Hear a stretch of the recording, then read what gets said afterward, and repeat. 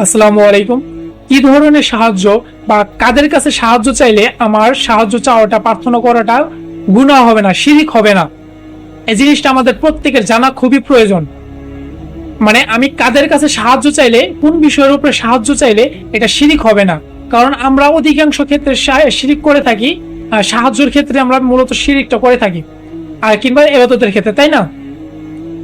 এখন জানবো কিভাবে, বুঝবো কিভাবে যে আমি যে যার কাছে সাহায্যটা চাচ্ছি এটা শিরিকের অংশ না, আর কিংবা কিভাবে বুঝবো যে আমি যার কাছে সাহায্য চাচ্ছি এটা হচ্ছে শিরিকের অংশ। আমি বলি, তিনটা গুণ দেখবেন তার ভিতরে, তিনটা গুণ যদি তার ভিতরে পান তাহলে এই সাহায্য চাওয়াটা, মানে সাহায্য চাওয়ার ক্ষেত্রে যদি এই লোকটার ভিতরে তিনটা গুণ পান তাহলে ওই সাহায্য চাওয়াটা তার কাছে গুনাহ হবে না, শিরিক হবে না। কিন্তু এই তিনটা জিনিসের ভিতর থেকে যদি একটা জিনিসও বাদ পড়ে যায় তাহলেই এই সাহায্য চাওয়াটা হবে শিরিক। আমি বলছি তিনটা বিষয় কি, খুব মনোযোগ সহকারে শুনবেন, খুব গুরুত্বপূর্ণ একটা বিষয়। তিনটা বিষয় কি? তিনটা বিষয় হচ্ছে হাই, হাজির, কাদির। তিন দেশি ভাষা। বাংলা ভাষায় যদি আমি বলি সহজ ভাষায়, সেটা হচ্ছে হাই মানে জীবিত, হাজির মানে উপস্থিত, কাদির মানে হচ্ছে দিতে ক্ষমতা রাখে। এই তিনটা বিষয় যদি তার ভিতরে থাকে তাহলে তার কাছে সাহায্য চাওয়াটা কোনো শিরিক হবে না। কিন্তু এই তিনটা বিষয়ের যদি একটা বিষয় যদি তার ভিতরে না থাকে তাহলে এই সাহায্য চাওয়াটা হচ্ছে তার কাছে শিরিকের অংশ।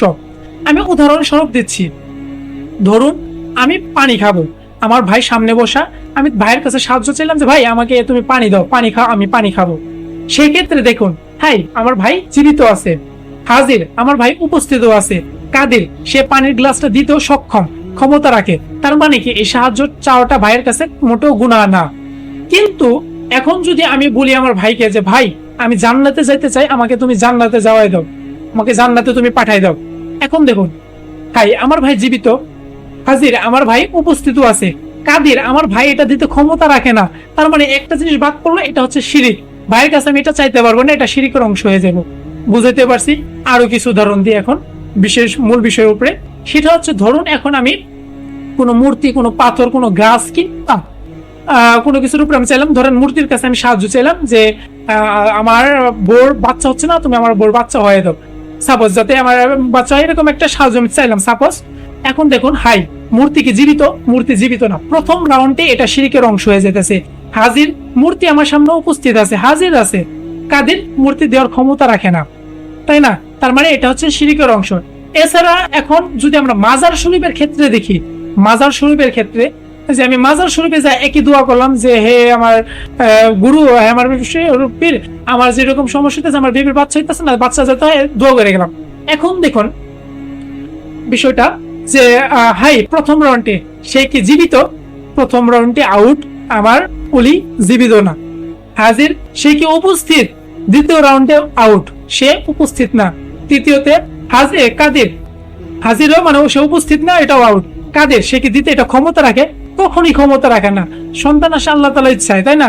তার মানে কি 3 রাউন্ড দেও, তার মানে কি এটা কি ভুলো তার কাছে সাহায্য চাইবে না, এটাও শিরকের অংশ। এখন যদি আল্লাহ তাআলার ক্ষেত্রে আসি, আল্লাহ তাআলার ক্ষেত্রে যদি আসি, আমার যদি যে কোনো বিপদ থেকে যদি আল্লাহ তাআলার কাছে চাই, হাই আল্লাহ তাআলা জীবিত আছে, হাজির আল্লাহ তাআলা উপস্থিত আছে, কাদের আল্লাহ তাআলা দের ক্ষমতা রাখে।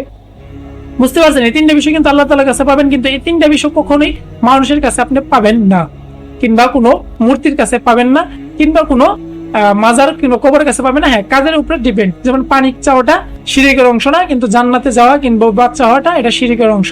বুঝতে পারলেন তো? কাদের কাছে সাহায্য চাইতে পারবেন? অবশ্যই এখন থেকে খেয়াল রাখবেন আপনি যে লোকটার কাছে যে সাহায্যটা চাচ্ছেন সে কি জীবিত আছে কিনা, সে কি আমার সামনে উপস্থিত আছে কিনা, কিংবা সে কিটা দেওয়ার ক্ষমতা রাখে কিনা। যদি তিনটা বিষয় গুণ তার কাছে পান, ওই বিষয়ের ক্ষেত্রে আপনি ওই সাহায্যটা তার কাছে চাইবেন, অন্যথায় এই সাহায্য চাওয়াটা হবে শিরকের অংশ। আল্লাহ তাআলা আমাদেরকে শিরক সব থেকে ভয়াবহ গুনাহ থেকে বেঁচে থাকার তৌফিক দান করুন। আমিন। আসসালামু আলাইকুম।